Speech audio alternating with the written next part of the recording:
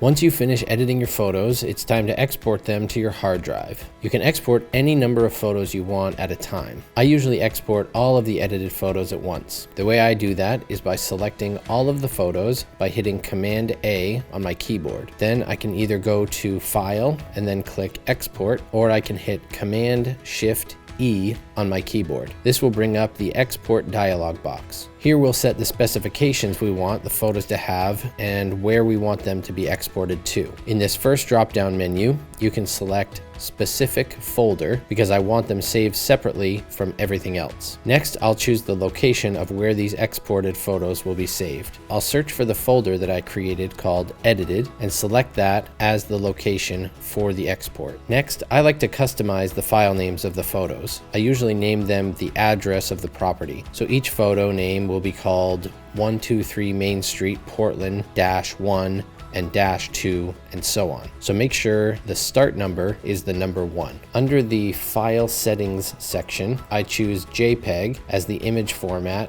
and I set the quality to 80. That may sound weird, but the reason I do this is to make the file sizes smaller. I can't tell the difference between a photo that is exported at a quality of 80 versus 100. So don't worry that you're diminishing the quality of the image. It will still look great. I also set the color space to Srgb. Under the image sizing section, I reduce the size of the photo to 50%. Again, this is to reduce the file size. Remember that we're using RAW photos and HDR photos. These are huge files. If we were to export with the original settings, these photos would be way too big for our clients to handle. If you sent them photos that were like 80 megabytes, they would most likely ask you to resend smaller files. Sometimes your clients will have size limits on the photos that they can load into their systems. I try to make my files between 1 and 4 megabytes. That seems to be a good range for my clients. Once I have the settings the way I want them, I'll hit export. One cool thing about Lightroom is that these export settings will be the same for the next time you go to export. You'll just need to change the location and the name of the files. Now when I go to my edited folder, you can see that the photos are being exported. These look like they're coming through, so I'll wait for these to export and then I'll double check that they all look good before I send them off to my client. So that's the exporting process. Let me know if you have any questions, and remember,